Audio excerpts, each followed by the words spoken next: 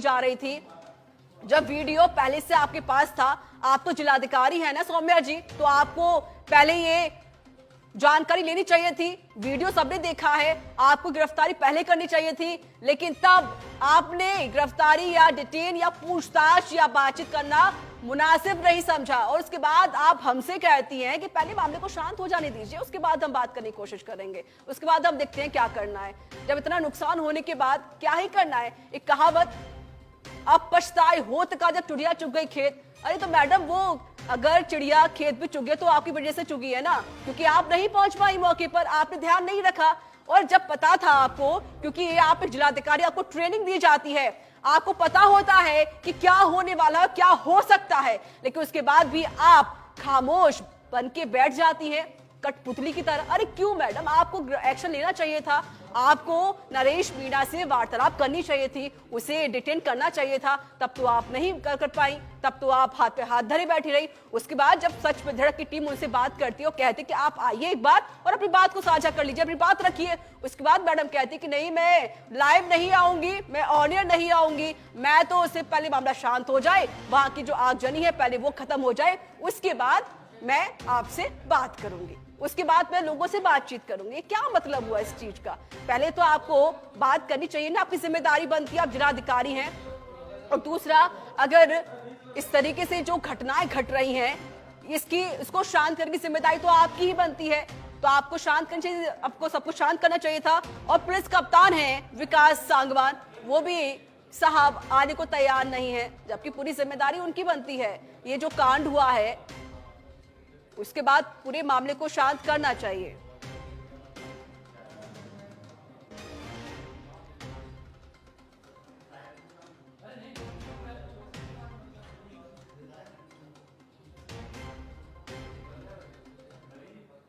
और पल पल की अपडेट आप तक हम पहुंचा ही रहे हैं, तस्वीरें भी आप तक पहुंचाई जा रही हैं, कहां पर क्या हो रहा है। एक और बड़ी खबर आई है, नरेश मीणा के एसडीएम को थप्पड़ मारने का प्रकरण, अब इसको लेकर ये मामला तूल पकड़ता जा रहा है। एक और बड़ी अपडेट सामने आई है, मामले पर बोली है टोंक जिला कलेक्टर सौम्या झा।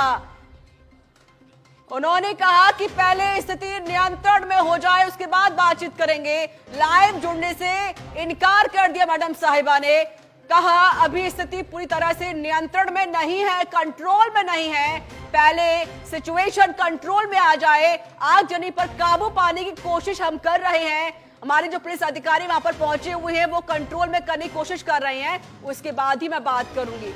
अरे आप बात करके कर भी क्या लेंगे मैडम, जब आपसे बात करने की कोशिश हो रही है, जब आपसे कहा जा रहा है कि आप आइए बातचीत कीजिए, अपनी बात को रखिए, तो आप बात नहीं कर रही हैं और आप कह रही हैं कि पहले आगजनी को शांत कर लेते हैं, उसके बाद हम बात करते हैं।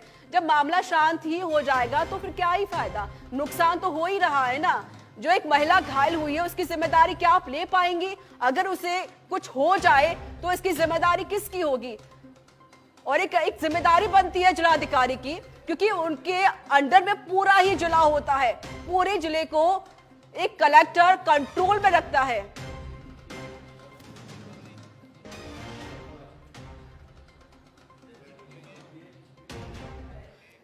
और इसी के साथ इस बुलेटिन में इतना ही। देश दुनिया की तमाम बड़ी खबरों के लिए बने रहिए सच पे धड़क के साथ। दीजिए मुझे इजाजत, फिर से होगी मुलाकात, रखिए अपना ख्याल, नमस्कार।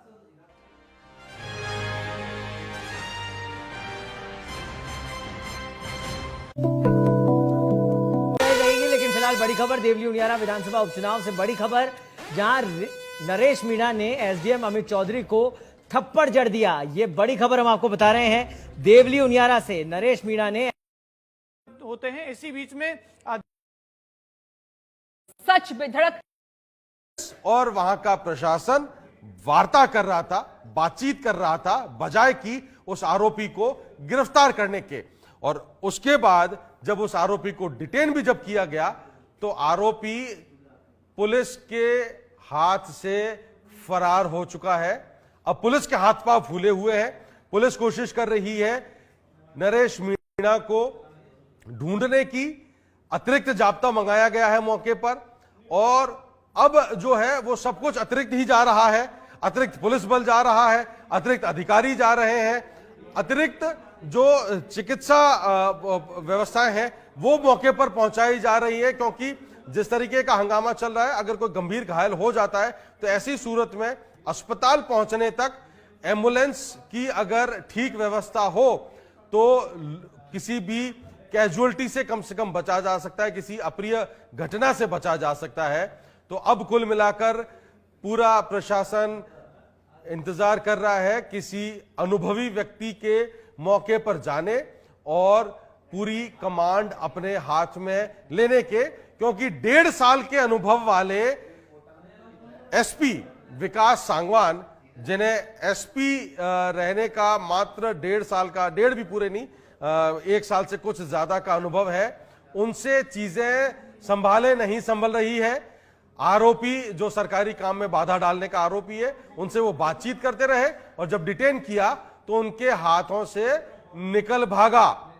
नरेश मीणा फिलहाल फरार है और बताया जा रहा है कि जो स्थानीय नेता हैं सीएम, उनसे भी अपडेट ले रहे हैं। जो पुलिस के डीजीपी हैं सीएम ने उनसे भी अपडेट लिया है। नरेश मीणा के कई समर्थकों को हिरासत में लिया जा चुका है।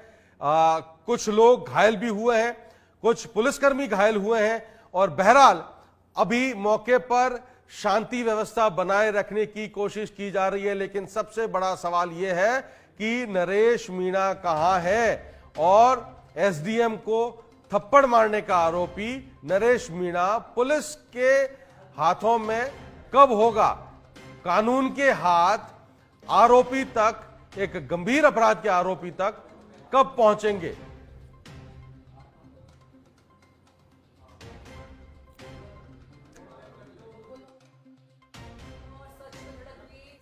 यही अपील करता है कि आप लोग पीस शांति बनाए रखिएगा, कोई हंगामा मत करें। घटना की गंभीरता पर अब डीजीपी का एक्शन भी देखने को मिला है और वहीं पर मुख्यमंत्री भजन लाल शर्मा भी लगातार नजर बनाए हुए हैं। उन्होंने पूरे मामले की जानकारी भी अधिकारियों से ली है। इस वक्त की बड़ी जानकारी, नरेश मीणा अभी भी पुलिस की गिरफ्त से काफी दूर है, उसे डिटेन नहीं किया गया। एक आरोपी को किस तरीके से यहां पर छोड़ सकते हैं, क्योंकि जब भूपेंद्र हमारे सहयोगी जो ग्राउंड जीरो से लगातार हमें सूचनाएं दे रहे हैं, पल पल की अपडेट दे रहे हैं और तमाम जो वहां की तस्वीरें हैं वो सबसे पहले सच बेधड़क के दर्शकों तक पहुंचा रहे हैं। भूपेंद्र हमारे साथ फोन लाइन पर जुड़ चुके हैं। भूपेंद्र, ताजा अपडेट क्या है मौके पर, क्या स्थिति है? हाईवे को रोकने की बात चल रही थी, हाईवे पर समर्थक पहुंचे थे नरेश मीणा के, फिलहाल क्या स्थिति है वहां पर? जी बताना चाहूंगा कि अब मामला बिल्कुल शांत हो गया है। पुलिस गांव से चौक के लिए प्रस्थान कर रही है। पुलिस की गाड़ियां भर के जो समर्थकों को गिरफ्तार किया गया था उनको भी लेके पुलिस अब यहाँ से निकल रही है। जी, कितने समर्थकों को हिरासत में लिया गया है भूपेंद्र? जी एग्जैक्ट जो संख्या बल है वो हम बता नहीं सकते, लेकिन लगभग 2 से 3 दर्जन लोगों को गिरफ्तार किया गया है। और एक खबर यह आई थी कि कई समर्थक हाईवे पर पहुंच गए हैं, वहां पर ट्रैक्टर लेकर पहुंच गए हैं, उनके बारे में क्या अपडेट आ रही है? जी बताना चाहूंगा कि जो पुलिस थी वो उन्होंने अब बिल्कुल मामला शांत कर दिया गया है। चारों तरफ से जो रोड थे उनको सबको खाली कर दिया गया है और जो समर्थक थे जो रोड पे रोका गया था उनको भी वहां से खाली करा दिया गया है। हाईवे को खाली करा दिया गया है? जी जी। जो महिला घायल हुई थी उनके बारे में क्या अपडेट मिल रहा है भूपेंद्र?